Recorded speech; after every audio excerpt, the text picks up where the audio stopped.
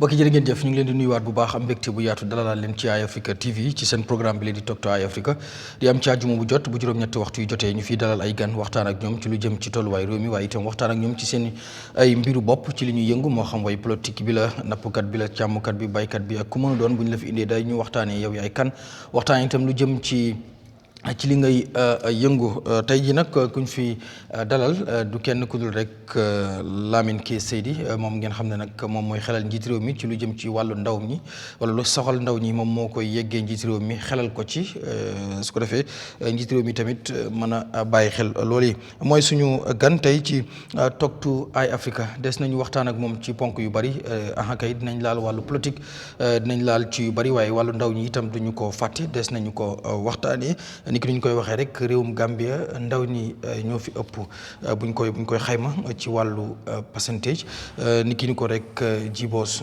last population census bi waxee dinañ waxtaan ci loolu lu yaatoo yaatu waaye dugg ci politique dugg itam ci langue gi nga xam ne foofii la bokk muy NPP loolu itam des nañu ci dugg ci mbirum coowal taataam yeneen yooyu noonu yëpp des nañu ko laal laata ñuy dugg ci yooyu noonu yëpp des koy nuyu rek bàyyi ko mu nuyoog ñuy seetaan su ko defee rek ñu dugg ci waxtaan bi monsieur Saidy am nañ mbégte bu baax dalal la tey ci Eyeafrica waaye rawatina ci show bi di Talk To Eyeafrica.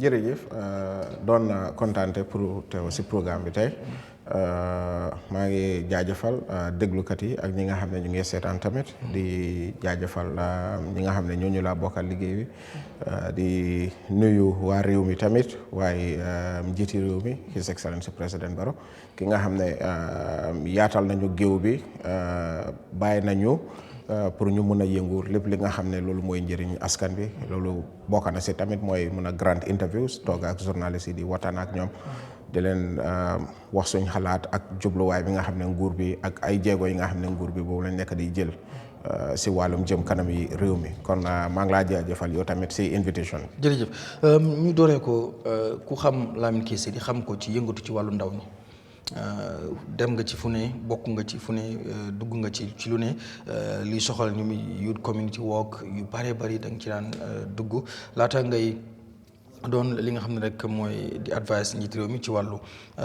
ndaw ñi maanaam youth advice yooyu noonu tey soo ma ci doon dikkalaat ak expérience bi nga xam ne am nga ko ci ndaw ñi lan nga may wax.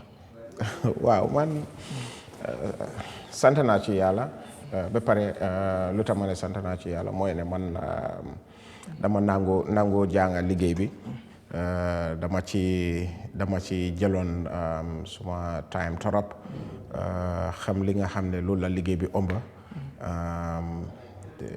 ba pare tamit dama volontaire woon torop because soo seetee ay mbootaay yu bëri ñi nga xam ne tey ñu ngi yëngu si wàllum ndaw yi ñun bokkoon nañ su ma bokkut si ñu ko commencé waaye bokk naa si ñi nga xam ne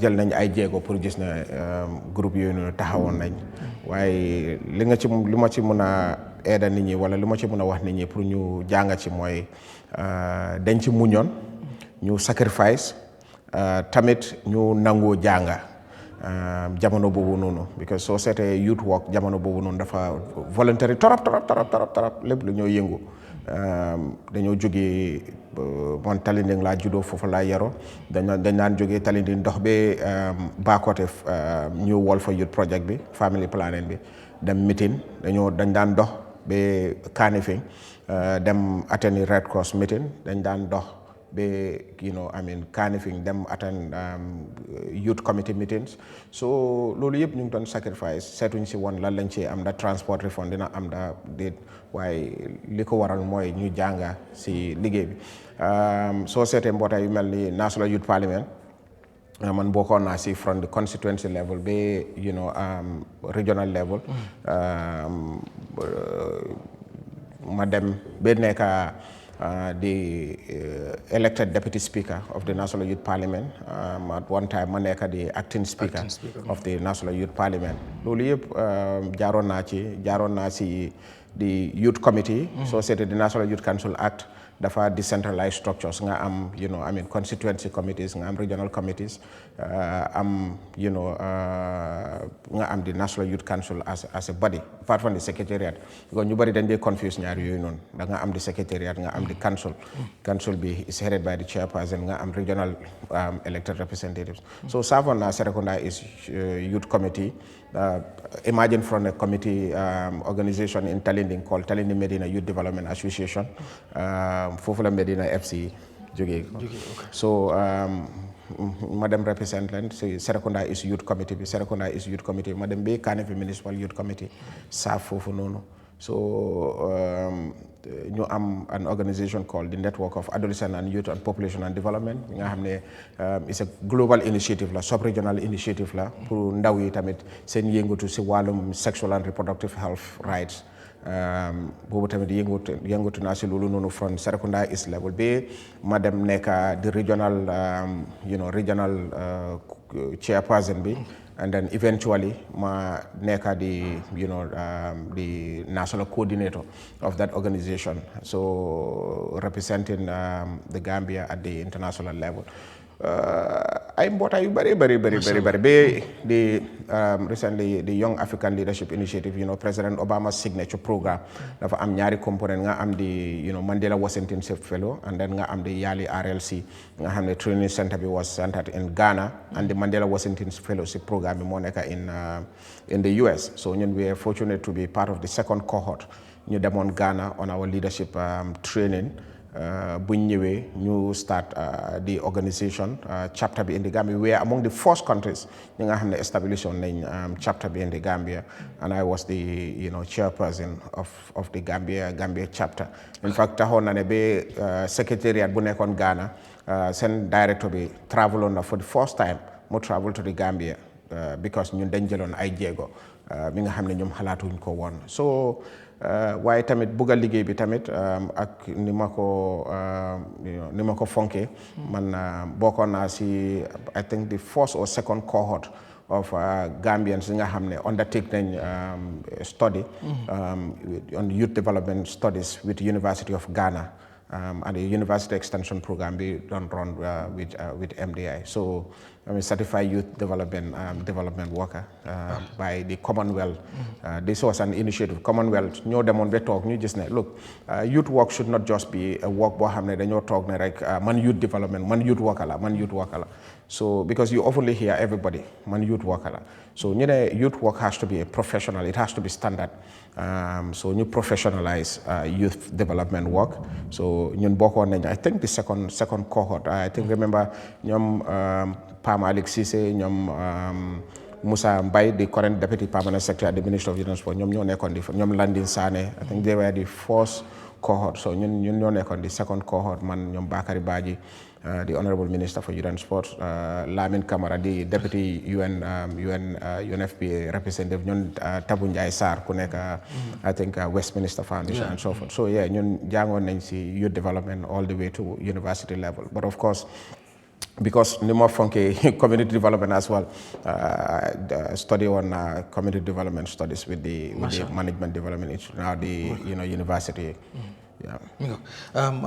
ñëw ci léegi comme expérience bi nga am ci ndaw ñi ni fi nga jaar fi nga yëpp du ñàkk daan nga xam jafe-jafe yi ndaw ñi di jànkuwanteel bëgg ndaw ñi lan moo tax ndaw ñi xëy na ñàkk xëy mi xaw a métti jamono ji because fi nga jaar noonu yëpp wax nga ko tey nga nekk youth advisor to the president nga koy xelal ci lu jëm ci wàllu ndaw ñi Mr Saidy ba tey ndaw ñi am na ñuy wax ne gisuñ seen bopp ci nguuru président bi ci lu jëm ci wàllum xëy ci lu jëm ci wàllum njàng ci lu jëm ci sax jàng ba wàcc am foo mën a dugg am loo jàpp sax mu nekk jafe-jafe ci ndaw ñi ñu koy wax tey nga nekk koo xam ne yaa ngi xelal njiiti réew mi ak fi nga wax jaar nga ko yëpp ci lu jëm ci fu ndaw ñi di yëngu ndax biñ la appointé ñu bari rafetlu nañ dem bi ak appointment bi ndax dañ jàpp ne ku xam ndaw ñi ku xam jafe-jafe ndaw ñi ku xam li ndaw ñi bëgg dem na si président pour xelal ko lu jëm ci wàllu ndaw ñi waaye ba tey teewul nag ñu ngi wax ne dafa des ndax da nga dem foofu gën a prioritize politique bi dan wax président bi lu ndaw ñi di soxla wax président bi lan mooy bëgg-bëgg ndaw ñi wala da ngay wax président bi muy du mooy naka la ndax ndaw ñi am na ñu bëri ñoo xam ne ñoom ñu ne wala ñenn ñu ngi wax ne they are not satisfied. waaw gis nga réew moom pour nga am nit yi satisfied daf dee jafe torop in fact amut fen soo demee Amérique nga dem Angleterre ak yooyu noonu ku nekk mu ngi jànkuwanteel ak un problème am even though ne ñun ñooñu lañ di naw tey si jéego yi ñu jël wala si développement yi nga xam ne jël nañ ko dëgg la pour tontu sa first question bi mooy ndax man dama dem pour xelal président of course loolu moo ma tax a teg foofu noonu te loolu moo tax président bi tamit mu gis the need because nekkut si suma jëmm bi loolu la nam moo tax mu ne ma kaay toog fii nga nekk suma advisor nekkut any other thing but it's because of suma experience ak xam-xam bu ma am si wàllum ndaw yi so that ñu mun a bàyyante xel ñun yëpp ñu seet li nga xam ne ndaw yi si loolu la ñoo yëngu wala si li nga xam ne loolu la ñoo mën a jàppale suñ ndaw yi pour ñu gën a dem dëgg la nguur bi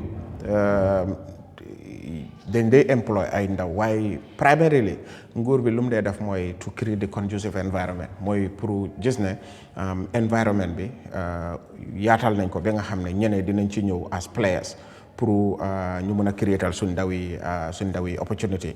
Let me give you an example of that. About 3 days ago ma am benn investor bu jógee from an Indian investor ñi nga xam ne they have a global brand ñu ngi yëngu si wàllum ay fridge ak air condition ak lu bëri building material and so forth. So bu mu ñëwee Gambia I have the opportunity of meeting him because I'm sure you are aware about last Saturday I was awarded with a lifetime achievement award by WASMA. So he was one of those ñi nga xam ne ñëwoon nañ dañ dee support activité so bu mu ñëwoon si office bi ñu toog waxtaan si li ma ko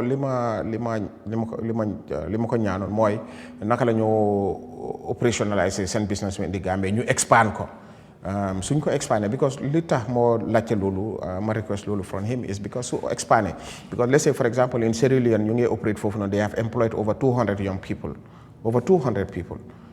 gis nga so tey su ñëwee Gambia for example ñu expand ñu mun a employ 200 young people léegi ñi nga xam ne ñu ngay joytu liggéey dafa wàññeeku so nguur bi mainly dañ dee open up policy environment bi lañ dee create of course dañ dee employ tamit but di nga gis ne government mënuñoo employ ñëpp moo tax private sector bi comes into play and largely they absorb substantial number of people into employment si banking sector bi si private businesses like the restaurants and so forth even though they pay seen fay bi xëy na probably ñu bëri dañoo question loolu but what matters is that at least ñu ngi contribute to creating employment and also the economy of the region. So am nañ suñ ay jafe-jafe ñu ngi jël ay jéego yu bëri pour make sure that ne saafaral nañ lu mel ni unemployment waaye soo seetee unemployment dafa nekk loo xam ne àdduna bi yëpp a ko nekk di jànkuwantal mainly but ñun soo seetee Gambia niñ mel we are not producers of a lot of things for example unlike places like Senegal nga xam ne am nañ lot of industries so ñun amuñ benn natural resource so ñun everything mainly dañ ko dee import and so forth so because when industries amoon na one company can absorb a lot of people because ñun suñ fii mainly most of the things suñ dee def they are very manual waaye the reality also is this for example if you go to places like China I have the opportunity of going to China for about 3 times and mainly on study tours we have visited a lot of industries li nga xam ne loolu lañ nekk di employ and because Gambians are asking the government to go into digitalization, to go into AI and all that not. These are things nga xam ne tey mu ngi wàññi liggéeykat yi a lot. We have to also take that into account. Déema soo seetee benn office di nga dem nga fekk fa fukki nit benn office bu ndaw nga fekk fa fukki nit di nga fekk receptionist nga fekk typist bi nga fekk fa messenger bi nga fekk fa driver bi and all that not. Tey soo seetee most of the institutions tey instead of having a messenger and a driver, you are having driver messenger. so driver boobu noonu dafa am lu ñoo laajte lépp li nga xam ne messenger bi war na koo def ñu ngi koo laajte si qualification driver bi so driver bi moom mooy nekk di messenger bi so the messenger has most of the organization have been relegated understand particularly in the private sector léegi nga am secretary bi or typist bi léegi nga amaat léegi most institutions instead of nga am secretary bi so ñu ngi amaat admin assistant wala admin officer bi moom mooy def di liggéey secretary bi and everything so loolu relegate na another position so di nga gis ne these are all factors yi nga xam ne they are contributing but what are we doing as a government we're trying to make sure that for example we build on focus on skill development. So the universities that we are building, university content ñu ngi ko change pour ñi nga xam ne ñooy dem ci school si ñu mën a jàng métier boobu ñu mën a taxawal seen bopp instead of becoming job seekers ñuy uti liggéey ñoom dañoo nekk ñi nga xam ne dañoo créer liggéey loolu moo tax tey ñu am the TVET educational centers across the country. loolu yëpp lu ko waral mooy pour ñu mun a break the cycle of unemployment nit ñi mun a dem jàng métier ñu mun a taxawal seen boppa because soo seetee di skill area bi dañ seen nasaxoon torop ba tax na ne because ñun soo seetoon suñu educational curriculum bi before lim ñu daan prepare most of us mooy ne soo wàccee school rek da nga war a dem toog si office bi white collar job understand so ba tax na ne fonkuñu woon so much skill area bi waaye soo seetee this government what si liñ focus moo nekk right now TVET education léegi soo seetee in fact the Ministry of Higher Education ak NACA they have instituted a deliberate policy deliberate policy bi mooy woon benn soo bëggee register a university tey it's not going to be like any other university damaa ñëw provide law damaa ñëw provide human resource and all that one they have make a deliberate pronouncement mooy ne TVET dafa war a nekk core into your program to be able to register a university science and technology because loolu rek moo ñu mën a yóbbu so nguur bi ñu ngi jël that transition to make sure that our young people are skillful our young people are skilled to be able to ñu pour ñu mën a nekk ñi nga xam ne ñoom ñooy create liggéey instead of ñi nga xam ne dañoo dem uti liggéey loolu soo demee basic and secondary education moo tax tey ñu ngi improve on making sure that am nañ science labs bi nga xam ne xale yi dinañ ci mun a jànga ñu am develop passion balaa ñu wàcca school nga xam ne suñ wàccee rek they will be able to fit in to any of the STEM programs science and technology programs bi nga xam ne dina leen mun a dimbale ëllëg instead of focusing on njàng boo xam ne ëllëg dañoo dem di uti liggéey waaye instead ñu focus si njàng boo xam ne dina leen ñoom seen bopp dinañ mun a am di innovation pour mun a commencer liggéey so seetee the Ministry of Youth and Sport right now ñu ngi start the graduate program because NYSS dafa nekk center boo xam ne just like in Nigeria and other places Benin and so forth the youth service program bi daf dey prepare suñ ndaw yi mentally also for patriotism and all that not issues to be selfless bëgg a seen réew mun a jël yeneen jéego yi nga xam ne dinañ mun a taxawal seen bopp programme boobu noonu dafa demoon ba at one point NYSS dañ ko considered for school dropouts but so said the Ministry of Youth and Sports now under this government is trying to revive that very well ba nga xam ne tey NYSS university graduates are going there for training recent as possible I think around August or so amoon nañ benn batch for I think the second batch because the president launched that graduate program the second batch graduate nañ léegi nga xam ne suñ paree from the university yaa ngi dem to the National Youth Service Scheme recruitment programme bi ak yoon then suñ paree ñu deploy them to the various institutions and they do paid internship program so yii yëpp dafa nekk jéego yi nga xam ne ñu ngi koo jël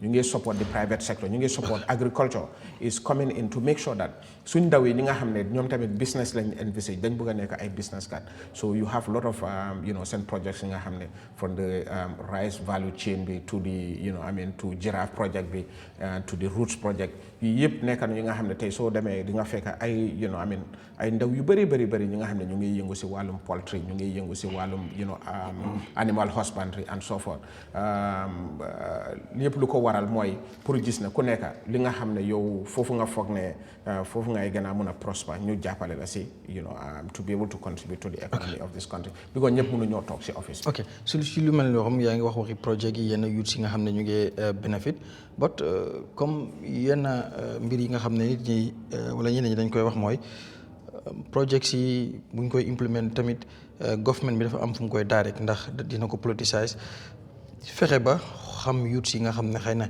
ñi ngi faree ak government bi wala ñu ngi faree sax ak di ruling party muy NPP su ko defee ñoom ñooy doon ñi nga xam ne most of the time ñoom ñooy benefit ci yooyu noonu because léeg-léeg ñi ngay gis ñu bari ñuy wax ne gisuñ ci seen bopp ñu ci bari da ngay gis ne xëy na dañoo nekk ñoo xam ne nit la yuy criticize government bi wala ñoo xam ne xëy na ay activiste lañ wala ñoo xam ne xëy na kenn xamul fuñ bokk foogloo tamit da mbir moomu du lu ñu war a xoolaat like koo xam ne youth nga regardless fan nga bokk. no I totally disagree. no xaaral correction la bu may kii rek. waaw ci yooyu noonu ndax foogloo ne bu fekkee accusation bi nga xam ne ñeneen ñu ngi koy def jëmee ko si government bi loolu dafa am foogloo yéen tamit as youth advisor waruloo ñu xoolaat loolu bu leen di implement project yoo xam ne dafa ñëw pour youth si mu doon loo xam ne dafay dem ci ñëpp du am ku ma am ndey wala ku ma amul ndey maanaam ñëpp mën ciy gis seen bopp. non foofu laay wax moo tax ma ne I totally disagree. ok because loolu man musuma koo gis. I have seen projects yi nga xam ne tey is been issued out gis naa fa ñi nga xam ne they are strong opposition to the government. I have seen it te ba pare besides man personnel yow yaay ràññee loolu noonu xëy na yow because yow mi nekk si politique bi xam nga ne kii bokk na si parti nangam bokk na si parti na wala kii bokk si suñ in fact amul yàggut sax maa ngi toogoon si benn event ma toog fa ak benn kenn koo xam ne is part of a group a resistant group to the government is a beneficiary to one of the projects of the government ñu ngi toogoon in an event at an inauguration of one of the projects. so yow yaa koo ràññee ñun ñu nekk si politique bi ñu ñooy ràññale kii political party bi la nekk wala kii si lii la moo yëngu wala kii si lii la waaye project bi seetut loolu noonu because suñoo lifin muy women empowerment projects yi but you see one thing we have to also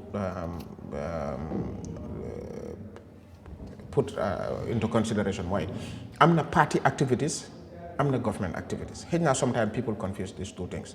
Recently the ruling party that I belong to, the National People's Party, ñun dañ toog ñu foog ne ñun as an organisation ñun waruñoo toog rek di jël ay ndaw yi su time campagne bi jotee ñu campagnal ñu and so forth at the end of the day we forget about them. ñun xëy na duñ mun a employ ñoom all of them duñ leen mun a employ duñ leen mun a jox xaalis lan la ñoo mun a def ñi nga xam ne am nañ interest si njàng ñu support leen ñu am scholarship dem jàng ñi nga xam ne dañ bëgg a jàng métier ñu encourage leen ñu dem to any of the TVET centers and so forth pour ñu jàng so ñun joxewoon nañ suñu own scholarship. In fact démb am na kenn ku ma confronté mu ne ma yéen a ngi joxe scholarship doo la ñu si jàppale ma ne ko scholarship is meant for purely for our party militants. fan la parti bi jëlee xaalis boobu war a mën a joxe scholarship. oh you see Grammy let's say this how many times nga dégg ne NPP ñu ngi doon def fundraising. How many times nga bàyyi loo xel loolu. dégg nañ as recent as because boo fekkee Florence gis nañ NPP build na lot of political bureaus and standard political bureaus sax ci across the country. tey léegi yooyu yëpp nga build ko ok xam nañ ni ngeen ko bilee ku dem si seen bureau yi mu gis ni ngeen ko bilee dina xam ne du xaalis bu caaxaan moo dugg foofu. because as a party ngeen war a mën a joxe waat ak parti bi fan ngeen jëlee seen xaalis ndax fundraising yooyu rek is enough. no because mën a sustain. let me tell you one thing. ok because of suma nga baal ma nga after nga tontuwaale loolu yëpp. no it's fine. waaw biir NPP. gis nañ tamit am na ñuy nekk foofu da ngeen leen di fay balekat yi. of course salary waaw salary li ko waral mooy tey as a party dañ jël ay jéego. to make sure that sustainability because ñu sustainability nekk na one thing boo xam ne dafa primary into our issues. NPP have an independent account.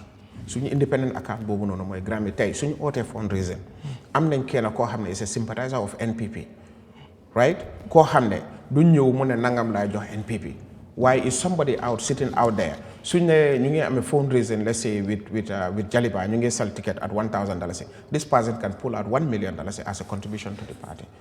Ruling parties all over the world they have a lot of support that comes if opposition si mun a am support what will stop a ruling party from having support? Let's say, for example, during the course of elections, so you know them elections, just opposition parties, their statement of account, they're talking about, millions, over 20-something million or so, than the low-line spend a campaign. So if oppositions can raise funds to that extent, where are you leaving the ruling party behind? Okay. So, as a ruling party, you have a lot of sympathizers.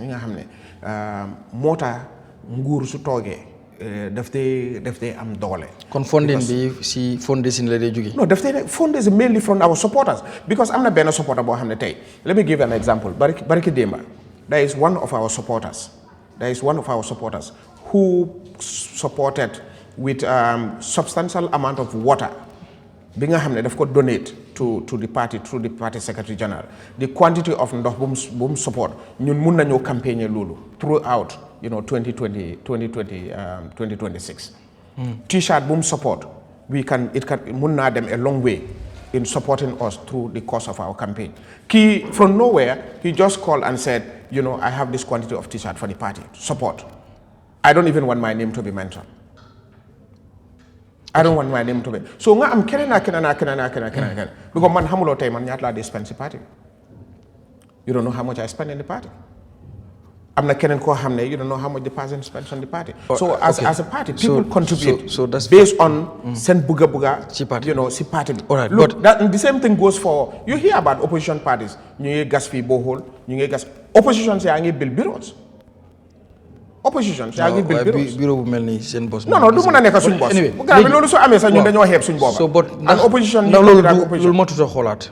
Because yaa ngi wone comme a ruling party dafay am support. Of course. ci ñu bare bare. Of course. Tey léeg-léeg benn businessman ñëw support leen génne xaalis bari jox leen waaye xam nga ni ñu leen dee support ñu bari day jot support ñu leen rek because of they love NPP wala they love NPP's policy manifesto whatever. Is that what you think? No xaaral maybe ñu ngi leen jox waa businessman fu mu la supporté moom am na lu mu bëgg ndax loolu tamit exemple after bu la defee businessman su la xaaral ba ma pare su la defalee dara jox la 1 million ne la jàppale naa la ko ci sa campagne jàppale naa la lii ci sa fundraising bi maa la jàppale lii ci sa nangam ok ñu dem xëy na li ngeen doon wut ngeen am ko mu taxaw ne ñëwoon naa de yow tamit nga xool ko bëti ne ak kii de démb joxe woon na nangam xaaral ma nangam mais bi sax doo xool doo vet ndax li ngeen koo jox qualified because of dañ dee accuse government bi ci yu mel noonu maanaam bu ñoo build ay roads dañuy xool ñi nga xam ne xëy na support nañ leen ñu jox leen ko te duñu xool qualifié moo tax président Barrow daf lay wax waxi infrastructure rawatina wàllu roads ak yoon waaye léeg-léeg yenn roads yi nga xam ne defar na ko boo fa jaaraatee da ngay gis ne léeg-léeg qualité bi daf lay des. ban road moo fi jaar buñ leen fi liggéey boo xam ne Costa Road tey gisuloo boo jaaree Costa Road fii gis nga yoon bi nu mu doon demee after mujj gi sax bi ko nit ñi kaasee dañ ko mujj ceeñaat. non because xam nga people have to understand. man foofu laa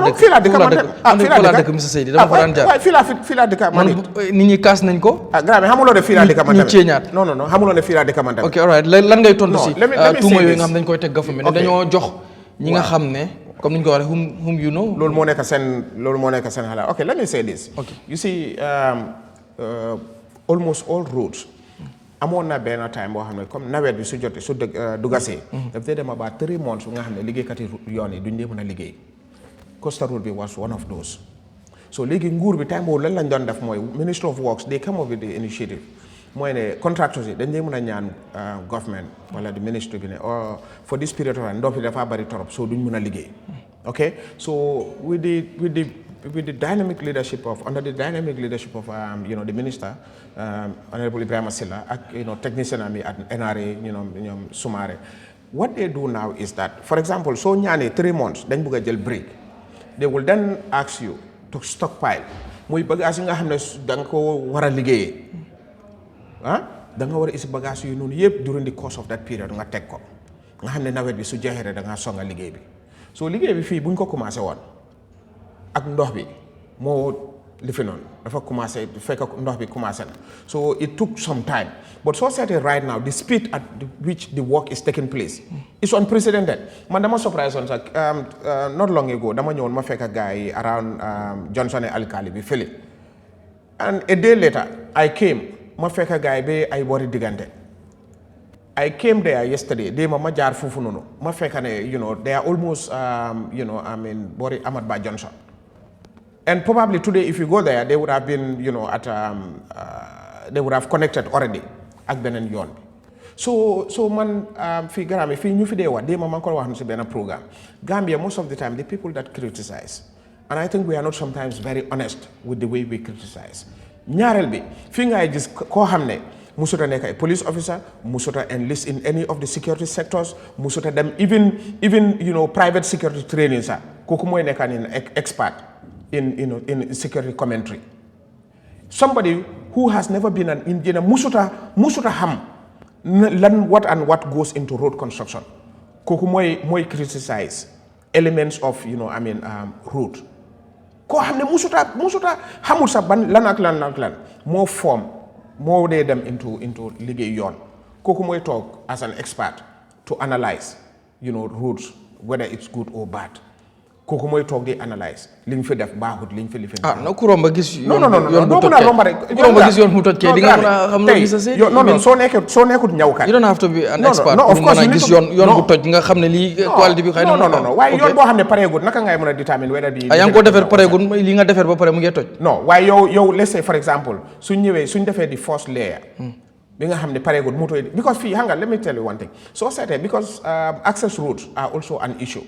I don't work for NRA though. I don't work for Ministry of Works. But these are basic things nga xam ne ñu ngi ko gis. benn access routes léegole fii yoon bi dañoo tëj fii yoon bi Costa Road bi nga ko doon liggéey léegole guddi dañoo tëj yoon yi pour moto du fa jaar by the time liggéeykat yi wàcc ne nit ñi génne nañ barrières and started using those roads and the reason why ñu block ko mooy pour ñu bañ koo yaaxa. We have seen it here man gis naa ko several times dañoo block yoon bi from one point to the other si diggante bi guddi driver yi dañ koo ubbi ñu start di ko use. waaye boo koy block nga def fa puna kay ñëpp ko mën a génne. non waaye suñ fa defutoon waaye si road bi biñ fa tegee yenn kii kenn mënu koo génne. non waaye lu ma wax mooy mënuloo ko génne. non what I'm saying is that. waaw there are basic things nga xam ne you don't definitely. waaye ñëpp yemuñ. non dañ war waaye xam nga. waaye ñëpp yemuñ. non we have to be reasonable. as citizens we have to be responsible. yow suñ fa defoon tape sax su fekkee lifin lañ fa def su fekkee bung lañ fa def sax. You should be able to know that. am na koo xam ne bu ñu fa bindoon këyit rek ne please bu fi jaar bu ñëwee du fa jaar waaye am na koo xam ne bu liñ fa mënti def su ko mënee génn doo génne mu jaar. So let's agree that let me tell you that these are some of the factors to put. But what I'm saying here is that tey soo nekkoon ñawkat nga dem si nga yóbbu sa yére si ñawkat mu jël ciseau commencé di ko dog if you are not careful di nga ko mere because yow da ngaa seet the value of the money boo jëndee yére boobu noonu ak borom ciseau bi lu mu ko def. waaye su demee pour ko together mu jox la li nga soxla. waaye bu koy dog te jaarut yoon boo ko xoolee di nga xam ne jaarut non yoon. naka ngay xam ne jaarut na yoon wala jaarut am telling you kon yow dafaa fekk ne xam nga dara si ñaw. non am telling you sooy gis muy dog say. non dafaa fekk ne xam nga dara si ñaw. all right anyway. dafaa fekk non dafaa fekk kon xam nga dara si ñaw because soo fekkee ñawkat di dog sa piece bi nga mun a am an objection kon dafaa fekk ne yow am nga xam. jàpp rek di kon ñi nga xam ne am nañ xam non even nu moo jàppee ciseau bi soo ràññee loolu rek. kon yow yow am nga xam-xam si ñaw waaye ki nga xam ne amut benn xam-xam si ñaw moom the only thing lu moo gis mooy results. But what I'm saying here is that as a party we are very strategic in what we do. Okay. We are very strategic in what we do. te comme nu ma la ko waxee rek sustainability bi right now currently ñun ñu ngi issue out suñ membership card and people are paying. dañ ko maye wala. non ñu ngi ko fay. people are paying. ñaata ngeen koy jaay. card bi I think is $150. But let me tell you know what happened. so mu ngi jar. overla jar but let me tell you what happened. buñ commencé production of the membership card. there was a deliberate action to say for every minister they have to buy it at $10,000. These are ministers, our party loyalists. Advisors. Every minister? Yes, advisors. Minister of Justice? I don't know. But I'm telling you about ministers. He's a minister. I'm telling you about ministers. So the Attorney General. I'm telling you about ministers in Ghana. The Attorney General. They were paying, why are you singling out the Attorney General? No, I just want to, I will single them out all. Why are you the Attorney General? Out? I know the Minister for Agriculture is our second Vice President. The Minister for Fisheries now is the National President of the party. Honorable Ibrahim Asila, the Minister of Works, is an executive member. He was the media and communication. Of course. So you don't to the minister. No, you are to the Minister of Attorney General. You are to the Kobuga. So filulen darasi Attorney General ngeen koy sas. Ngeen koy sas pour mu wara. Ko xamne yow yaay Minister of Justice. mbirum réew mi ci wàllu yoon yow lañ ko jox yaa ko téye. waaw. doo xam nañ ne appointment bi c'est political appointment. tàngoor yoon wax nga ne appointment for political. What? Do entrust ngeen fii National Assembly members to make laws that impact on our lives, and they belong to different political parties. But you see, look, we have to put one thing into consideration. Mooy ne soo toogee in the parliament, you are sitting there for the good of all. te tey ku am the good interest of this country doo ñu ëppa ñun ñi nga xam ne ñu ñoo toog si nguur bi because ñun lañ sas. the responsibility. kon tey kii xalaat ne lii moo war lii moo warut lii moo war a lifin ñu ñoo am the primary duty ñun la askan bi sas and elected us into office. pour ñu defal leen li nga xam ne loolu moo la naan njëriñ. monsieur Saidy est-ce que léegi doo fàtte mbiru ndaw ñi. ba concentré ci NPP. non naka lay concentré but look NPP waxaara rek because gis nañ léegi sa activités yu bari gis la yow de léeg-léeg ñu gis la yow ak Mamadou Sabally ngeen dem nekk ci seen grassroots things yi. ñan nga ñu day gis. dañ leen day gis ngeen day dem. ci ngeen day dem noonu yëpp bu ñu gisee. bu leen ñan si mbiru si activité NPP ak ñan. est-ce que doo dem ba fàtte ndaw ñi. most of the time ndaw ñi muy waxee ne leen di xëcc pour indi leen biir NPP. no because nguur lañ. we are a ruling party as well. what ndax yow da nga fa nekk pour xëcc ndaw ñi. of course we are there for NPP wala da nga fa nekk pour ndaw ñi. you gis seen bopp ci nguuri président Barrow. no but that's the but how many other events have you seen me at ñaata other events ngañ ma gis attend but again also nga ne presidential advisor. waaw. my role is to advise the president. waaw in youth matters. yes. waaw. and loolu noonu doo ma fekk maa ngi toog ak wala ma toog si télévision bi ma ne président defal lii wala defal lële. non waxuma la. non dama laa jox exemple. non dama waxtaan non dañoo waxtaan non fàttewu ma and teel a si gën a commit dan démba waaye li ma wax mooy here is the point dañ am a party mi nga xam ne moo nekk si nguur bi tey we are the ruling National People's Party and you should be addressing us properly so you wax NPP da ngaa ne the ruling NPP. léegi lu the ruling National People's Party. NPP la ne. déedéet NPP rek de we are the ruling National People's Party. so doo ñu mun a detach from the government because ñun ñoo nekk di party bi toog si seat of power today. waaye foog naa seen parti bi. moo tax the best practices. no because of NPP is not for all Gambians. no listen. no xaaral sorry no dafa am loo wax. NPP is not for all Gambians. no I don't say that waxuma loolu. non man waxuma loolu nga wax. NPP is not for all Gambians. ñun ñoo nekk di. but président Barrow mooy président Gambian. président Barrow tey. so kon doo mun a NPP. mbiru boppam la. mbiru government mbiru boppam la. we are the party in government. yes ñun ñoo nekk di party in government. because nit ñi ñun lañ gis ñu fees seen boti they feel that ñun we are the appropriate body pour represent leen so NPP is the party in government. so doo mën a yel NPP nga tegee ko nii. you cannot downgrade us to NPP ñoo nekkee nii nguur baa nekkee nii. so léegi kon of course the functioning. ok ku government bi war a jàppale rek ku government war a consider rek kon da nga war a. non tontu woon naa loolu. non soo waxaa non delluwaat ndax li nga wax nii. loolu la niru. non soo waxee ne mënuloo xaajale NPP ak government bi. non listen mu ngi mel ne kon mënuloo gis sa bopp ci government bi. without nga nekk NPP. non déglu lu ma la wax. ok waxal mel ne la. NPP is the party in government. waaw. And the best practice to address a party, if you tune into, for example, any Ghanaian TV, if they are referring to their ruling party, you hear them distinguish. In fact, when you address officials, they even address them that they from the ruling Nangam party. Wow, so I'm telling you, we are the ruling, we are the party in government. So don't you can deny it. So I'm making emphasis like yaa ma nekk di no can deny it. No yaa ma nekk di put into man li ma la nekk di laaj no I'm not debating man I'm just asking question man I don't debate. kon tontul naa la ko. man I just ask question. Okay acceptal la ne lu ma la tontul mooy. Okay da nga ma laajte question I'm telling you NPP. Wow. is the party in government. All right. So doo ñu mën a detach from the government. So doo mën a jël président Barrow nga put ko aside there ne moom he is there for all Gambians. Wow. But then you put NPP aside. Look. So NPP is there for all Gambians. NPP of course ñun tey Gambian yi ñun lañ entrust with the leadership. ñun lañ entrust président Barrow na dafa toogoon rek mu dem foofu noonu as président Barrow. non dama laa laajte na président Barrow. président Barrow nekk na président bokkut si benn parti. comme dafa waaye lan lañ lay wax. dafa ñëwoon as what? A coalition no dafa ñëwoon as a coalition independent candidate. Dafa nekkoon waaye depuis boobu noonu after lan moo happen? Independent candidate. No after loolu lan moo happen? The following election. lii rek moo am solo. No. After that, what happened next? He was elected under a party ticket. All right. No, Grammy, let's clarify that. He was later elected under what? A party ticket. Yes, NPP's ticket. So, bu ñoo dem, dañ demoon as an NPP candidate, ñu jaay ko. Ngeen demaat ak coalition. President NPP dama gudd benn election alone. NPP and that's why we call it NPP-led coalition. Wow, good. But anyway, coalition la. NPP-led coalition. Waaw coalition la. Waaw NPP-led coalition. All right, no problem. ñu jàll. Te soo gisee protest yu fi xew yëpp nga gis youth si di génn.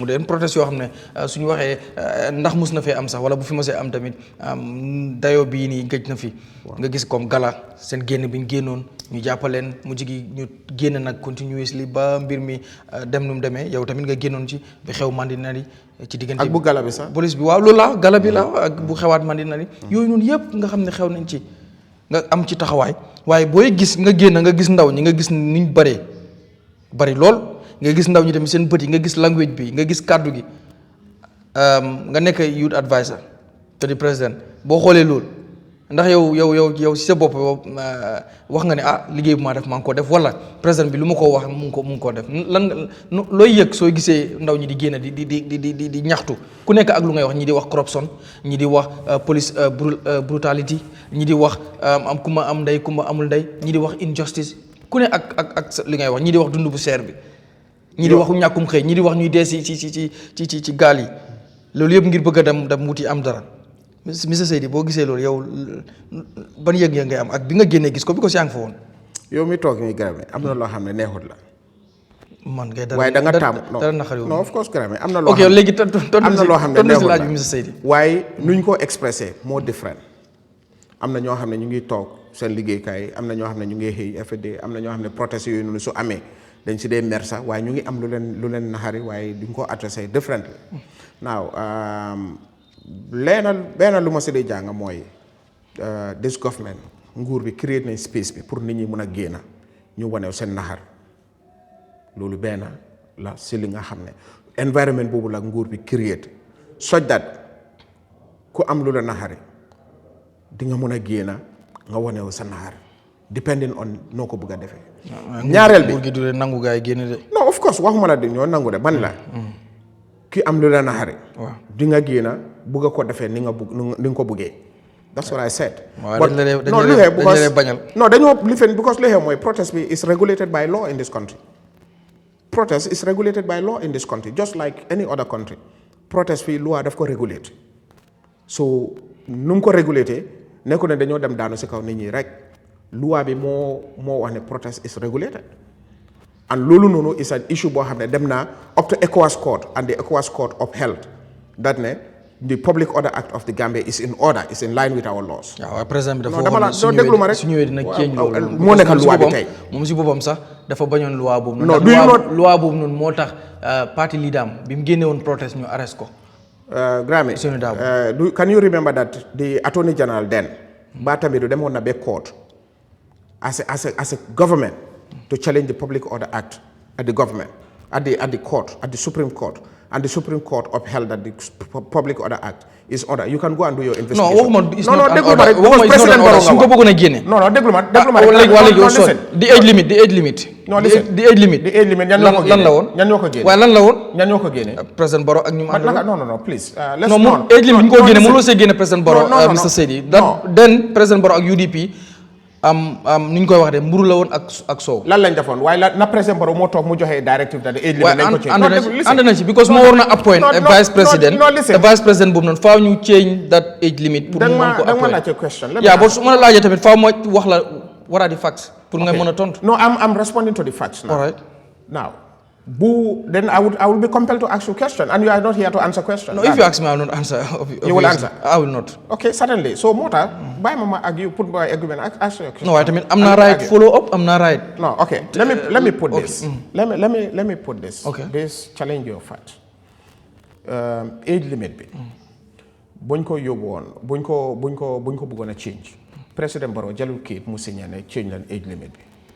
No, that's not what happened. Okay, what happened? It went through a process and it went to Parliament. it went to Parliament. And it was debated in Parliament. It could have succeeded, it could have not succeeded. So order bo muntu dem Parliament.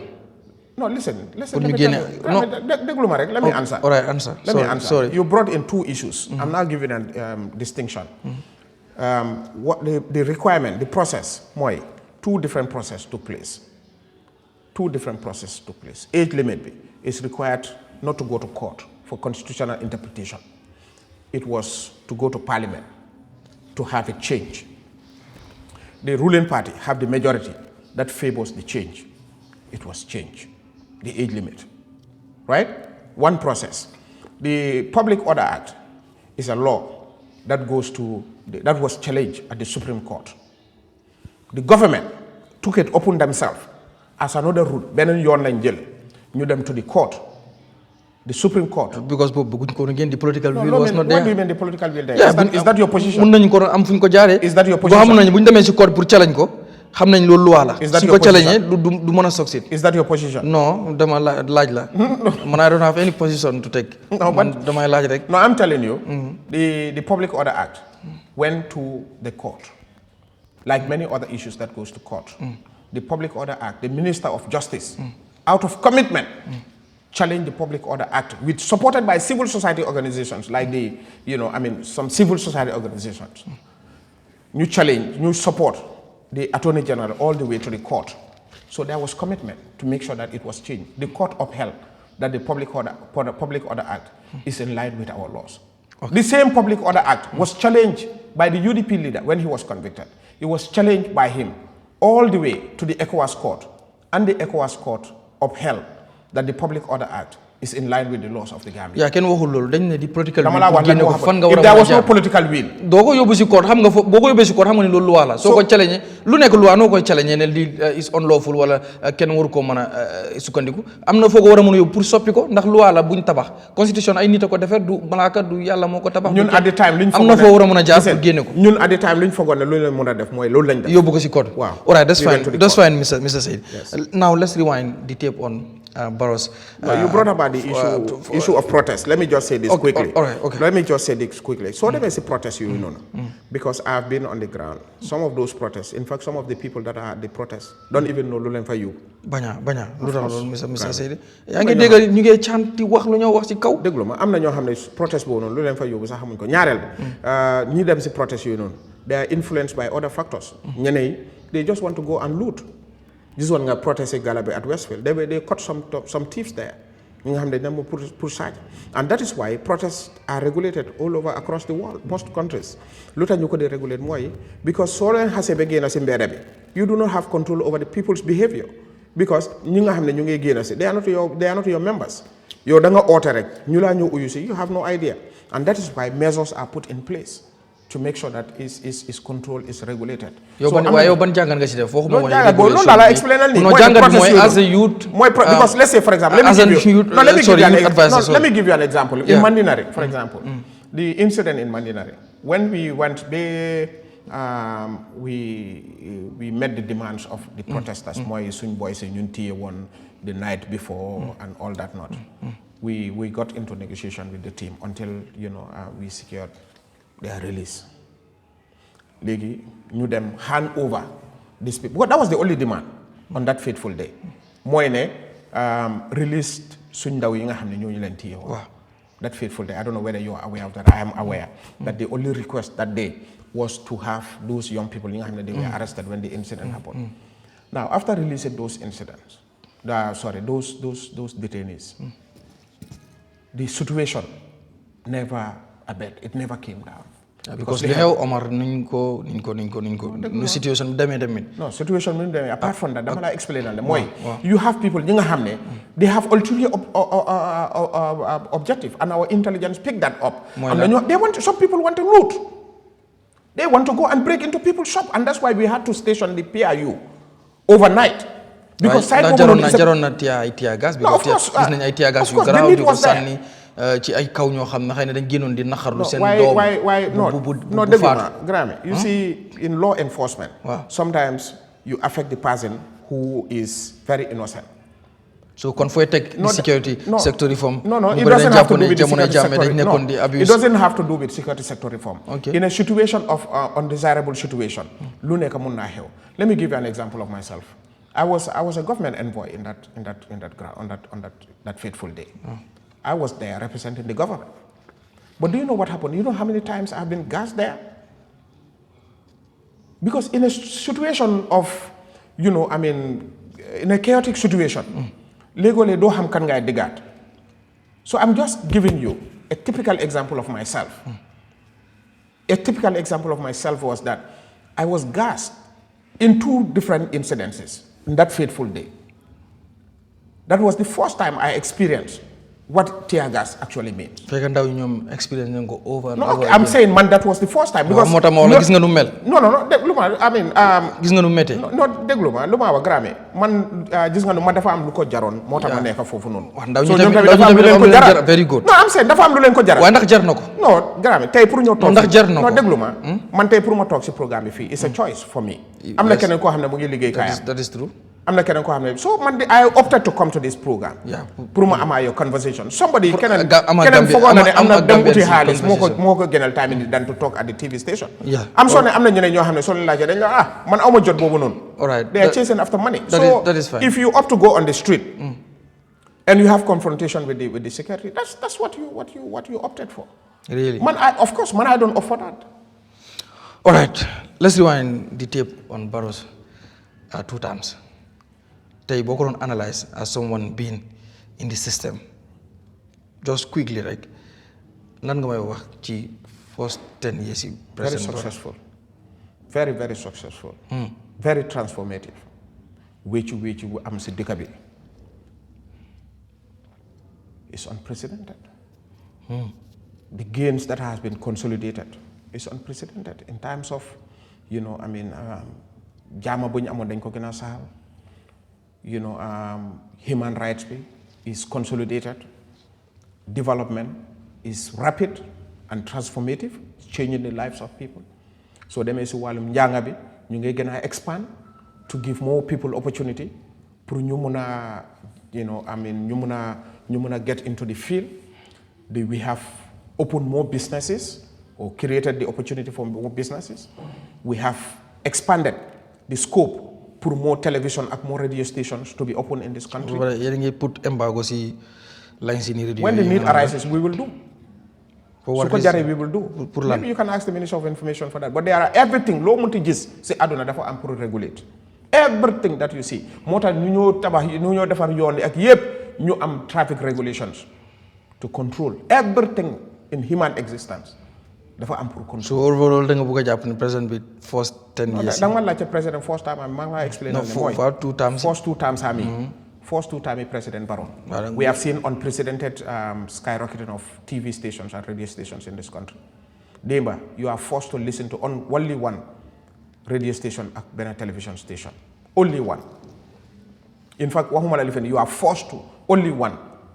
Today, we have it in Array. Tay suma toge yo wara contest sa hejna yo mi nekk journalist di nga faat som suñu waré compter radio station ñu embargo fi lancine bi KMC sen radio community radio ba légui mënu ñoo am lancine ak yenen Eyeafrica ba légui mënu am lancine ñaata lañ am ci digante ay radio ba légui mënu upp ñaata lañ am ci digante yaa ngi tok fi nga tok ni ay radio la waye ba légui lancine bi mënuñ ko jot na dema li amon na dema tay dema li amon. How many tay suñ puté and dema loolu motax ñu jëlé fi ki fi nekkon waaw motax buñ ñëwé gaay jëlé fi ku fi motax buñ ñëwé ñu ubbi Gambian si ñoo fi jëlé ku fi there has to be regulation baro xeyul rek ñëw Gambian si ñoo ko indi do you know that there is an embargo on universities embargo on university registration of universities ndax xam nga loolu waxal ndax xam nga loolu dama la laaj non waxal there is an embargo because dañ am pour regulate. Because Mundo am universities they come without any standard. Just because they have universities, xalé wara dem jàng ci university bo xamné élek sen kéti duñ ko mëna user fenn. So nguur bi tok ñu gis kon fogu len tamit bala ngeen di embargo war ngeen xolaat tamit comme education system bi niñ koy défé moy nga ñëw niñ ko basic secondary education. No, subject bi moy da nga wax affaire embargo. Wow. And I'm responding to you. non naa boo embargo rek lu tax ngay embargo dafa lu tax ngay embargo mooy pour nga mun a standard booy wax noonu pour nga ensure that standard is ensured. All right, now let's talk about so first two terms of the president I consider it very successful. Of course am nañ suñ challenges am nañ suñ hitches here and there, but in the face of everything, in the face of COVID, in the face of global recession, in the face of Ukraine, war bi, Russia-Ukraine war bi, in the face of everything lo aduna bi di jànkuwanteel, we were resilient.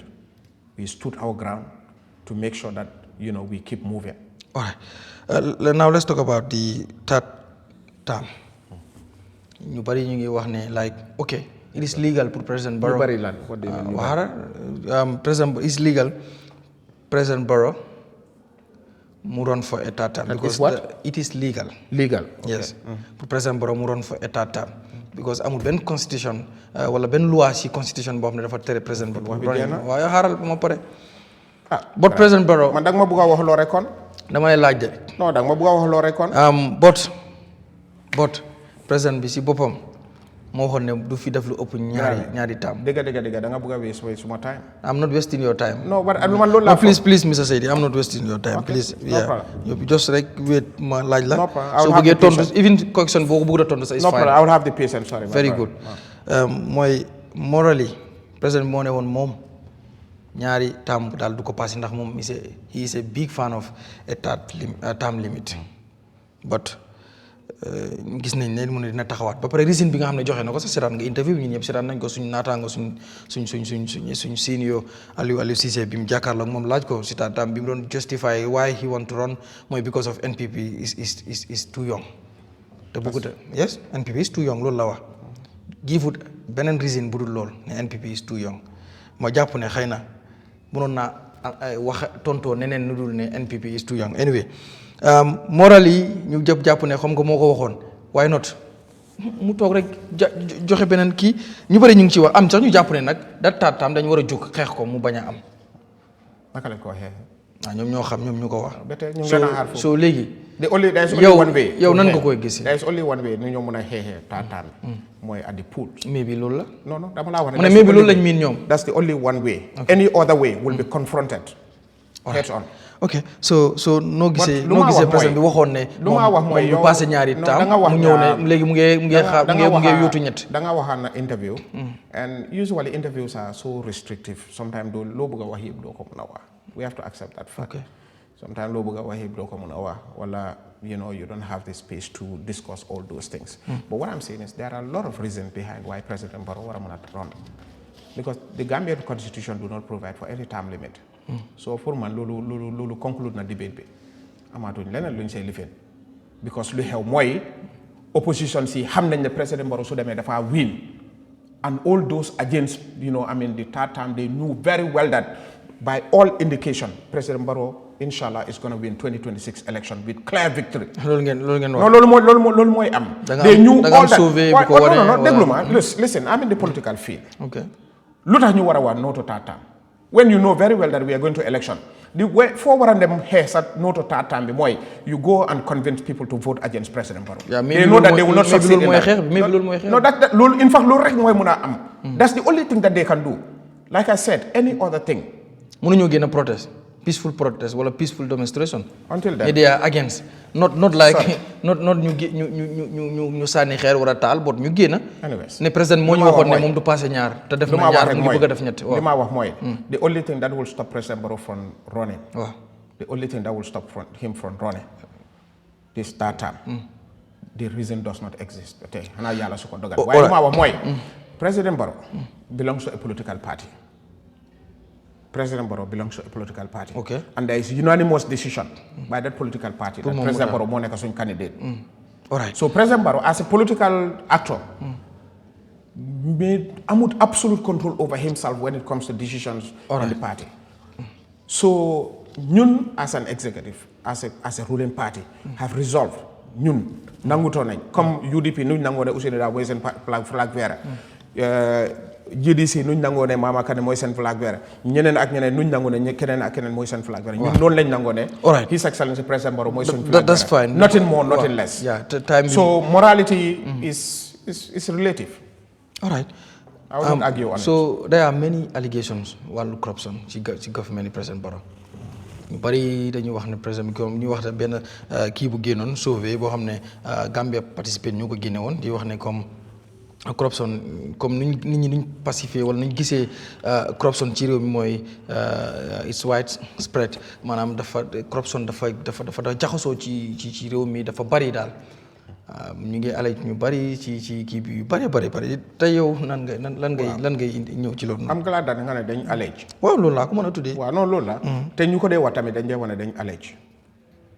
So it remains an allegation. Why government want to def dara ci loolu? No, I mean, the government. What every day I get about government's action in terms of government is improving its systems to make sure that leakages are controlled. Because government, once there is human interaction with money, all these things, right, there is chances of corruption. So government puts up systems in place. When someone's salary does not pass in the hands of anybody. In fact, government monies, apart from probably petty cash, is absolutely controlled and so forth with a limit.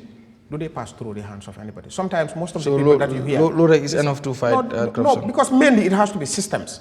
And it has to be rigid systems. Kickbacks, you see, these things comes in a way sometimes what makes it so difficult to lay hand on physical evidence to say key dafa corrupt.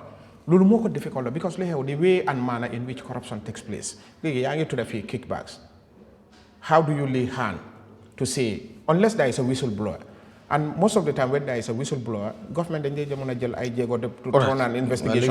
Waaye bala nga mëna jël nit nga yóbbu ko court. Government dañuy làq ay nit léeg-léeg nga ñu tuumaal fi nit government li mu war a def matuwaay yu mu war a jël pour def investigation. ñoom ñoo dul feel satisfied waaye government dañoo jël because Gambia gis nga déema am na lu ñu fay xeexoon mooy ñu ne dictatorship. So tey yow suñ tuddee corruption in the name of Lamin K ndax dama war a daw rek ma dem jël Lamin K ma arrest ko teg ko kaso. It doesn't work that way. Sometimes so they may amulo ben evidence against Lamin K they must sue a court and government loses money in compensation. Okay, right. So most of these things remains an allegation until they are proven. You see, it's easier to allege than to prove. It's very easy to allege. I'm not downgrading corruption. And corruption is one thing is very dangerous for any society. All right. And I can tell you for free that President Barrow's government is so committed to the cause. Most of the time, when I met with somebody, just na nyari moto, ñu ngi joggé fi nakal tuda quadrangle moto yu nonu yépp xaliss lañ amé and all fa lañu jëlé xaliss. Government funding. People don't. In fact, the accountants don't even come in contact with money. All right. Ministers don't come in contact with money. The president doesn't come in contact. Allegation yi yeb lu ko fuel moy most of the ministers they are not media friendly.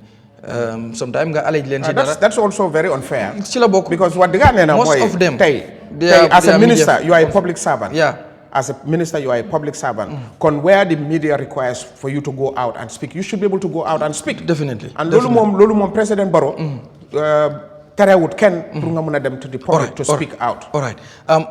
Barrow bi mu joggé ECOWAS ci sen ndaje bi ñu doon amalon ñëw na mu wax ECOWAS ne won nañ Jammeh pour mu stop audio yi nga xamne mu ngi ko sen ci réew mi fi budul lolu mën na am lu ko ci fekk.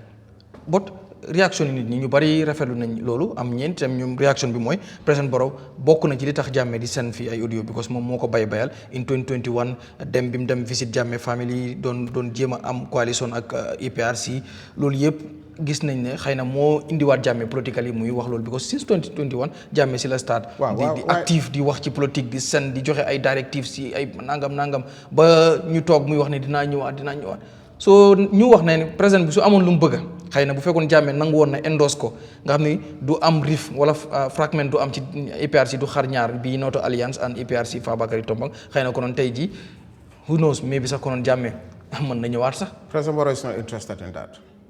waaye demoon na ba visit family bi listen, am coalition ak ñoom Jammeh mu def audio ne am coalition ak ñaan dàq Fabakary si parti bi am coalition ak ñaan APRC waaw ndax APRC kan Fabakary Tombong Jatta ban crime nga dégg ne loolu la commit fii boobu mi woon si Jammeh Fabakary ñaata yoon la fi defend Jammeh in 2017 2018 2019 2020 no but how many other people defend Jammeh ñi nga xam ne tey journalist lañ sax how many other people defended Jammeh ñi nga xam ne fii tey ñu ngi si civil society bi listen Grammy let's face the reality APRC is a political party te ñu fa ñëpp da ngeen waxoon ne dañ ko déglu ma rek AP kan moo wax loolu ay ni jamonoy 2018 2017 kan moo ko 2018 loolu moo doon language bi nañ ban APRC if that was the language listen that was the language no if that is the language listen let me tell you one thing Grammy let's be fair enough APRC as a political party some people felt they should be banned but what I'm saying is that if APRC is banned will that mean that Fabakary Tombong Jatta Ibrahima Sonko of Talinding ak keneen Mansali of Talinding ñoom Sidi Ndiaye does it mean that these people have to be banned as citizens of the Gambia non kenn waxul ñu baat non déglu ma rek dama APRC la président Barrow defal coalition APRC yi nga xam ne 20 years lañ fi rule non APRC ki nga xam ne moo doon seen parti leader moom lañ tuumaal ci lu bare what makes APRC is because of its members du Jammeh non APRC Jammeh xam ngeen nu mu doon doxee because fii Jammeh APRC Jammeh nu mu ko neex la ko doon defee nu mu doon rouler réew mi fii comme ni ñu ko doon bañ dem di ko wax ne dictateur la nu mu doon rouler noonu la doon rouler parti non waaye ndax loolu mii na ne doomi APRC have no right in this country non kenn waxul loolu kenn waxul loolu APRC so what will stop man waxuma nit ñi de APRC as a party di name APRC as a party moom la ñu war a baan ak bu ñu waxee APRC victime si seen xel ci lu muy dem fii boo tuddee APRC mais bi léegi nii sax xaw na yàgg bon in 2018 2019 soo waxee APRC rek nit ñi seen xel ci Jammeh la moo dem victime si seen xel bu demee si Jammeh because APRC was the government was the party in government I agree with you entirely however I denounce the notion that APRCs because pour man maa ngi seet APRC doomi APRC as members what crime have they committed the person who commits crime is Jammeh and his syndicates allegedly so ñooñu noonu are the ones that we have to go after and President Barrow has no interest whatsoever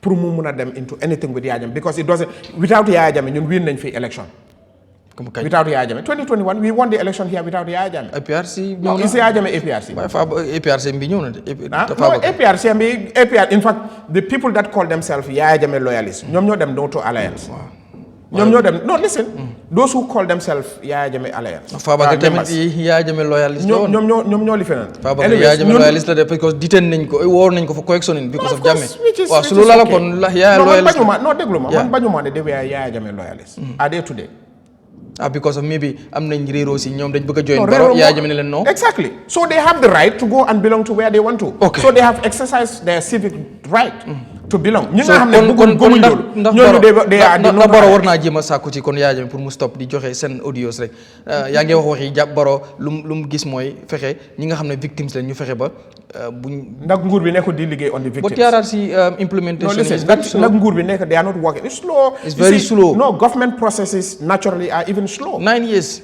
waaye tamal tey nga have you done research on what has been going through you have the victim center and all these things that are happening over there there is progress been made am na ku fi ñëwoon there is significant progress been made affaire bi daal government bi amul interest ci victims non loolu la xam nga fii you see sometimes waaye ko victime la ku wax loolu victime la no listen Grammy I will not challenge you know when a victim comes here and said because you see one have to be very sensitive to I'm not any ordinary person so I have to be sensitive to the feelings of people who thought A, B and C and I will respect his right to but government has been putting up a lot of measures in fact the reparation commission we have seen the government put up all those things in place to make sure that lépp li nga xam ne war nañ koo jël as a measure because every other person claims to be Jammeh victim so how do you know who is a victim and who is not a victim it has to go through a lot of processes all right bëgg naa ñu jeexal lii nii because time bi jeex na bu Seydi nga may ma rek some minutes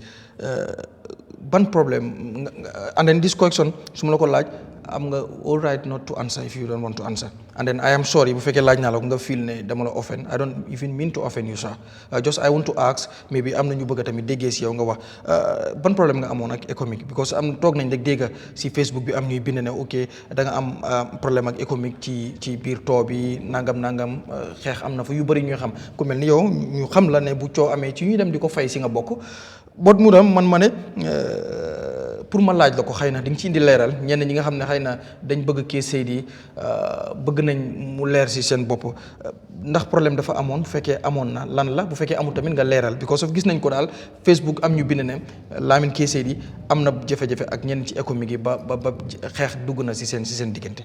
No, actually what happened ñun we have public servants we need to be transparent. Li xewoon and liñ bindoon was not true. Okay. What they wrote on the social media and what actually transpired was not true. You see, the mbolo su ame, the security of the president becomes the number one priority for anybody. So I'm not known by all ECOMIG personnel. Nekku na ñëpp ma xam because ECOMIG dañ dee dem di ñëw. So there was some little confrontation here and there. But it wasn't what the media wrote about, to be quite honest with you. And I'm not offended in any way to clarify that to you. Okay. In fact, I refuse to be silent over it, that because I consider it to be a political statement out there. But the truth is that it's not close to anything that the media has stated over there. President Modon Dugasi, so feka man mangi taxawon ci side bo xamne president mu don wour side bobu nono so push guy they because people will be chanting what buga jox president loxo wala buga lifen ko that exciting mood be so luckily unfortunately I found myself around that crowd so I wasn't like they will be pushing any other person like that's how it happens but it wasn't anything extraordinary it wasn't anything lo xamne it was written over there. It has been exaggerated, and it was written by somebody who was not even on the ground. Okay, yes. But admit hospital is that right? No, it wasn't. Okay. Ma ñëwaat si yenn Gambians yoo ne ECOMIG dañ fi war a jógee ndax tamit ñooñu nekkuñ di am dëgg comme ECOMIG lan lañ fi def léegi. ban ECOMIG ban boodin lañ leen teg. waaw lan lañ fi def. ECOMIG lan lañ leen teg. waaw luñ fi teg mooy ECOMIG ni ngi fi dañ bëgg a gis Gambian soldiers yi. Gambian soldiers yi ñu ngi fi dañ bëgg a gis ne fuy président bi di dem ñu gis fi leen fa. Gambian soldiers are in lu charge ECOMIG di def léegi ñu bàyyi they are in the forefront ñu ngi si kanam ñoom ñoo dee nekk si kanam they are in control ñoom ñoo nekk around the president. What else? waaw luñ fi def ECOMIG léegi dañ fi ñëwoon because of there was a political impasse. ñu gis ñu ECOWAS deem it necessary ne war nañ fi indi ECOMIG pour ñu stabilise réew mi pour ñu delluwaat ci jàmm waaye since then gis nañ ne réew mi Gambia even in fact jël nañ fi yenn soldats yoo xam ne yóbboon nañ leen su ma juumut Sierra Leone fii yenn Gambian soldats ECOWAS bi ñu doon yóbbu seen kii Sierra Leone because bi ñu gisee ne Sierra Leone amoon na atem coup yoo xam ne am na fa réew mi xawoon na kii yow booy dem ba yóbbu say soldier for peacekeeping ba tey yow sa réew am na ñu fa nekk ay peacekeepers ñu ngi sa biir réew ndax loolu make na sense Mr. Saidy. They are not peacekeeping. They are stabilization. Lu ñoo stabilize fi? No, they don't call them peacekeeping. Bu ñoo ñëw Gambia fii sax it wasn't a peacekeeping mission because there was no war in the first place. Okay, but what I'm saying is that go and read the communique. We have the ECOWAS, so you extend the mandate of ECOMIG in the Gambia. So I refer you to the communique that the ECOWAS heads of state will usually communicate. ECOWAS mun na communiquer, but the reality mooy ñun ñu nekk ci réew mi fii di gis what is happening mooy foog nañ ne gars yi ñu ne ECOMIG dañ fi war a jóge gisuñ lan la fi ECOMIG war a def léegi. Government is complex. All right. That's fine kon duñ ci kii ñu ñëw ci mbiru xam gis nga ne UDP wala opposition bi sax du ma wax UDP rek opposition bi ñu ngi pare UDP gis nga taw bi mu def yaa ngi gis fu mu dem nit ñi ni ñoo génnee. the worst tour ever. déggal mu naan worst tour ever yaa ngi gis images yi gis. are you rooting for them? I'm not. Okay, lu ma then gis allow me to say the worst tour. non naa la allow nga wax loo bëgg a wax waaye like dama la bëggoon ne la boo ko teg tamit yaa ngi gis lu xew but anyway prepare nañ def lu ñu war a def yëpp opposition bi ñu ne pare nañ ndax Mr. Saidy président bi am na chance ci opposition bu ma gis nii wala yow nga gis ko ñeneen gis ko nuñ takkoo taxaw. ndax président Barrow am na chance in 2026. waxoon naa fi earlier. ma ne soo gisee ñuy wax no to third term, can you imagine it's very disgraceful that a political party like the UDP will go on a campaign. Wow. And you have, you know, I mean, the chairman of Brikama Area Council, Abu Daralum Ludut, you know, I mean, third term, no to third term. Yes. No, I'm just telling you that. He is going to fail just like he failed in the 3 years Jotna. In fact, woefully, the worst failure that the worst defeat that they will ever encounter in this election is going to be in 2026. Yes, I'm disappointed because hanga waxon ngeen ko ci National Assembly election. No, listen, why waxon nañ ko 2026. Ne ben seat ñaari seat sa buñ ko amé nañ jël. 2021. 2020 we remain the majority in the parliament. Yeah, why li ngeen bëggon amu len ko. No, listen. Li ngeen bëggon amu len ko, but Mr. we still have a majority in the parliament. KMC ngeen ñako ko ci local government commission ñaka Banjul. We still have the majority. What I want to say is that why ngeen ñaka the biggest we are talking about presidential election. You are dragging us. No. Because it was presidential election. No, election la wax rek dama ne election NPP. Legi election yu def yeb after 2021 da ngeen ko danaka li ngeen bëggon amu len. Agagoñ parliamentary election. Let's focus on the presidential election. Okay. I'm saying when we go outside, we don't only tell people that this is what we're going to do for you. What I found so disgraceful is that the UDP has no agenda to sell to the Gambians. Oh, li nga dégg luñ nekk di wax lan la nekk di wax Gambian. Président Barrow nekk lu dégg seen meeting. Président Barrow dis président lu ñu wax yépp ñun ñu ngi ko defal Gambian yi. Dundu gu seer gi. Dundu dafa seer Mr. Saidy. Ceeb bi dafa seer. Diw bi dafa seer. Soo demee ci marché bi dafa seer. That's true. Because we are not producers. But da ngeen ñu laaj ne boo leen ñëwee dinañ def lii dinañ def lii. jël ay jéego and that's why today soo demee we are on the tax exemptions. So léegi bëgguloo UDP wax ci loolu. What I'm saying is Gambia have a liberal market system. Gambians are just heartless to each other at one point. Okay. President bi mu ne West Africa is lagging behind because of too many coups. Ndax fooguloo tamit am na lu mu fàtte wax maanaam mu daf ci waroon a teg ne bokk na tamit luy trigger coups yi mooy overstay. xëy na soo waxtaanee moom mën nga ko loolu. waaw mais bi yow yaay advice am kay su ma la ko waxee xëy na. yow soo ko gisee man xaw ma na dafa fàtte am déet I wouldn't know na dafa fàtte. waaw laaj ko soo demee laajal ma ko. no problem. because of overstay yu ñu gis ci West Africa. Sometimes mu dee trigger. There is no overstay. Let's Guinée Conakry lu fa xew. Guinée Bissau ndax overstay. Conakry la waxuma Bissau de Conakry. waaw Bissau ndax overstay moo ko waral. Conakry xaaral moo pare Conakry. ndax Bissau waa Conakry lu ko waral. ndax Bissau overstay moo ko waral. Conakry lu ko waral. ndax Bissau overstay moo ko waral. Mali lu ko waral. Bissau ndax overstay moo ko waral. Mali lu ko waral. ndax Bissau overstay moo ko waral. Bissau lu ko waral. Constitutional ndax Sierra Leone. But constitutional coup d'état. ndax Sierra Leone. Constitutional coup d'état. Constitutional coup d'état. No, there was an election. ndax Sierra Leone. But constitutional coup d'état. ndax Sierra Leone. Attempted coup bu fa amoon ndax overstay moo ko waral. But Guinée Conakry. non Guinée Bissau. Mali ndax overstay moo ko waral. Guinée Conakry ndax attempted coup bu fa amoon loolu moo ko waral. Niger. Certainly no. All right. No, you see. And then citizens, even budul overstay, but sometimes crop leaders. No, citizens. Okay. Crop leaders. Citizens should determine who lead them, and that is also only determined at the polls. All that matters in my view. What matters in my view is to have a credible electoral process in place, just like that of the Gambia. All right. Finally, NPP in internal crisis. Manam season biir jafe-jafe am na ci ñu bari ñu doon wax sa président sax bëggutoon a taxaw but like mbiru succès so xëy na yeneen koy nacc gis nañ fi something Bojang nu mu tuddee sax Keba Madi Bojang génn gisaat nañ keneen koo xam ne génn na ba wax ne dina former political party ngeen nekku di ko nëbbu waaye fu ñu leen gis rek foog a di neem but contact na ma sax di wax ne dafa bëgg a interview ma ne ko so aw garanti but nan ngay wax daal ci that internal crisis bu ñu wax ne ba loolu sax dafa ñëw léegi ci biir cabinet bi every institution ba dafa ñëw ci moo tax ngeen wañaar loxo Modou K Cissé yóbbu ko Ministry of Trade te moom mosut bëgg a dem foofu moom dafa bëggoon des foo leen ne le really Modou K Cissé Modou K Cissé Chief of Staff ndax dañ la noonu. wañaar loxoom bi force ko pour mu dem ministre of trade. dañ ko force pour mu dem ministre of trade. because xëy na mi moo diggoon président bi ne moom mun naa indi Modou Cissé pour mu nekk mu jël that appointment so maybe mu feel président bi ne ko you have to go there. Really? tontu ma si.